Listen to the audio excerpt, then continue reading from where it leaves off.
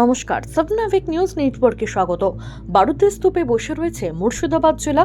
এ কথা বলছি কারণ গোপন সূত্রে খবর পেয়ে মুর্শিদাবাদের সাগরপাড়া থানার চক্র রামপ্রসাদ এলাকায় অভিযান চালিয়ে ফাঁকা মাঠ থেকে এক ব্যাগ ভর্তি তাজা সকেট বোমা উদ্ধার করেছে পুলিশ।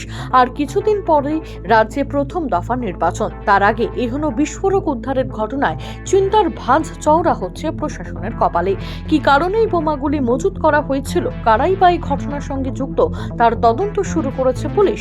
বোমাগুলি নিষ্ক্রিয় করার জন্য খবর দেওয়া হয়েছে বোম ডিসপোজাল স্কোয়াডকে। তীব্র বিস্ফোরণের শব্দে কেঁপে উঠল মুর্শিদাবাদের রেজিনগর থানার নাজিরপুর। অল্পের জন্য রক্ষা পেলেন স্থানীয় বাসিন্দারা। স্থানীয় সূত্রে খবর, নাজিরপুর পশ্চিমপাড়া এলাকায় একটি কাঠের মিলের পেছনে হঠাৎই ভয়াবহ বিস্ফোরণ হয়। আহত বা হতাহতের কোনো খবর না থাকলেও ঘটনায় আতঙ্কিত এলাকাবাসী। কি থেকে বিস্ফোরণ তা নিয়ে কেউ কিছু না বললেও তবে এ বিস্ফোরণ বোমা বা বারুদের দিকে ইঙ্গিত দিচ্ছে। খবর পেয়ে ঘটনাস্থলে এসে পৌঁছায় প্রশাসনিক আধিকারিকেরা।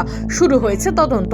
আসন্ন লোকসভা ভোটের প্রচারের উদ্দেশ্যে প্রায় প্রতিদিনই উত্তরবঙ্গে একাধিক সভা করছেন মুখ্যমন্ত্রী মমতা বন্দ্যোপাধ্যায়। মঙ্গলবার প্রথমে উত্তরবঙ্গের ময়নাগুড়িতে জনসভা সারার পর শিলিগুড়ি শহরে পদযাত্রা কর্মসূচি রয়েছে তার। আর গতকাল মুখ্যমন্ত্রীর কোচবিহারে জনসভা ছিল। মুখ্যমন্ত্রীর সেই জনসভা থেকে ফেরার পথে মৃত্যু হলো এক মহিলা তৃণমূল কর্মীর। মৃতের নাম প্রমীলা মণ্ডল। তার বাড়ি নাটাবাড়ি 2 নম্বর গ্রাম পঞ্চায়েতের ভেলাপেটা এলাকায়। তিনি 8/28 নম্বর বুথের বুথ কমিটির সদস্য ছিলেন। জানা গেছে এদিন সভা শেষে টোটোতে চেপে তিনি বাড়ি ফিরছিলেন। সে সময় আচমকাই মারুগঞ্জ কালাজানি ব্রিজ সংলগ্ন এলাকায় তার মানি ব্যাগ রাস্তায় পড়ে যায়। আর চলন্ত টোটো থেকে সেই ব্যাগ তুলতে গিয়ে নিচে পড়ে যান তিনি। গুরুতর আহত অবস্থায় তাকে কোচবিহার মেডিকেল কলেজ হাসপাতালে নিয়ে যাওয়া হলে মঙ্গলবার ভোরে মৃত্যু হয় তার। এহেন মর্মান্তিক ঘটনায় শোকের ছায়া নেমে এসেছে মৃতার পরিবার সহ স্থানীয় বাসিন্দাদের মধ্যে। লোকসভা ভোটের আবহেই গাইঘাটায় চলল গুলি। ঘটনার বিরুদ্ধে ক্ষোভে ফেটে পড়ে রাস্তায় বসে পড়ে প্রতিবাদ জানালেন স্থানীয় বাসিন্দারা। ঘটনা ঘিরে তীব্র উত্তেজনা ছড়ালো গাইঘাটার বকচড়া এলাকায়। স্থানীয় সূত্রে জানা গেছে দিন কয়েক আগে ওই এলাকায় পুরনো বিবাদকে কেন্দ্র করে ফের অশান্তি শুরু হয়। সেই ঝামেলাকে কেন্দ্র করে মঙ্গলবার রাতে শূন্যে গুলি চালানোর অভিযোগ উঠল কয়েকজন দুষ্কৃতীর বিরুদ্ধে। স্থানীয়দের দাবি, গুলি চালানোর আগে কয়েকজন দুষ্কৃতী ওই এলাকায় ঘোরাঘুরি করছিল। কিছুক্ষণ পর 3 থেকে 4 জন যুবক সানি নামের এক যুবককে বেধড়ক মারধর করে। আর সানিকে বাঁচাতে গেলে গৌতম নামের এক যুবক তৎক্ষণাৎ বন্দুক বের করে 1 রাউন্ড গুলি চালায়।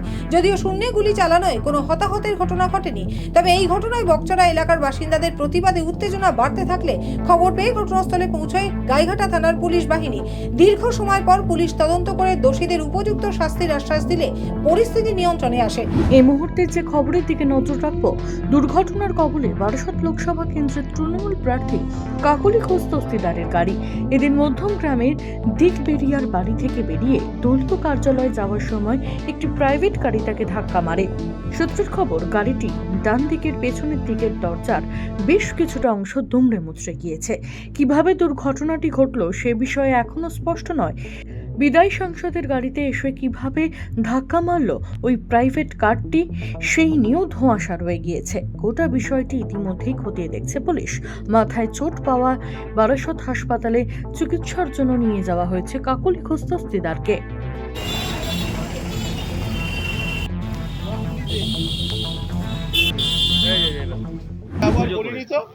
অস্ত্রের পুজো করেছে, রাস্তায় অস্ত্র কোথায়? এটা আমাদের অঙ্গ, এই পুজোর, অস্ত্র পুজোর। প্রশাসনের সব কথা শোনা যাবে না। মহরমে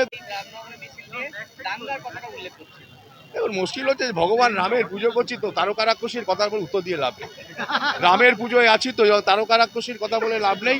আমরা রামচন্দ্রের পুজো করে যাই। রাম ভক্তরা রাম পুজো করবেন, সে যত বাধাই আসুক যাই আসুক, আমরা আমাদের পুজো করবো। বাধা কোনো জায়গায় হচ্ছে, কোথাও হচ্ছে, কোথাও একটু কোর্টের অনুমতি নিতে হচ্ছে, কোথাও হচ্ছে। কারণ এ রাজ্যে যে সরকার বাস করে, সে রাজ্যে সে সরকারের কাছে সব থেকে ভিন্ন ধর্মটার নামই হিন্দু ধর্ম। তারা হিন্দু ধর্মের অনুষ্ঠান হলে পরে সেটাকে বাধা দেওয়ার চেষ্টা করে।